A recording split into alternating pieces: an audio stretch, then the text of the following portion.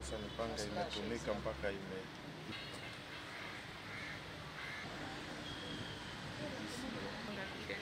Unaona mnataka kulenga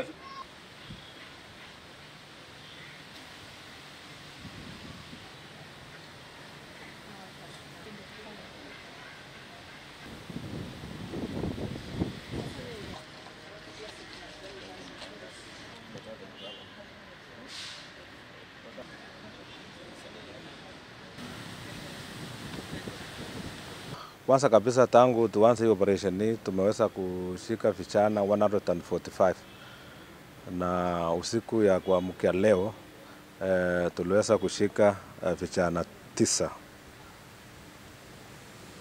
Out of hiyo tumeshika 145, 85 wameweza kushtakiwa na makosa mbalimbali, robbery with violence na being a member of an organized criminal group, na wengine 9 waliweza kushtakiwa na unlawful assembly and riot. Leo tumeshika panga 11 vile mnavyoona na slash 5 na visu 4 na hii makasi na hii pistol bondogo pamoja na saw, pia masimu 4.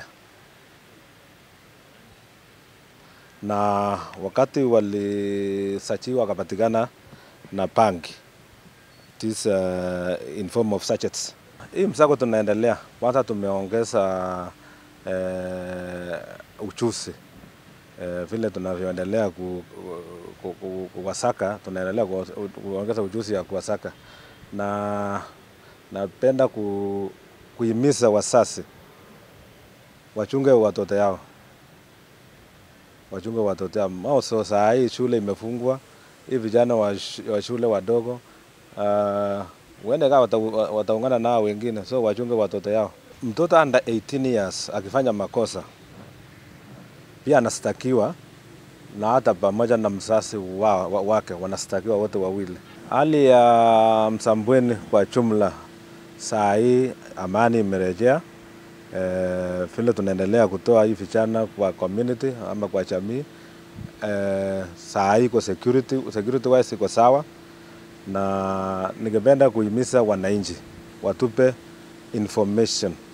Wakiona mahali vijana wako ama wanajitayarisha kwenda kufanya uhalifu, watuambie na mapema. Na again nataka kuwaeleza wale waathiriwa wajitokeze, wakuje waandike statement na wajitolee kutoa ushahidi kotini ili tuweze kuprove hii makosa yao ndio wafungwe.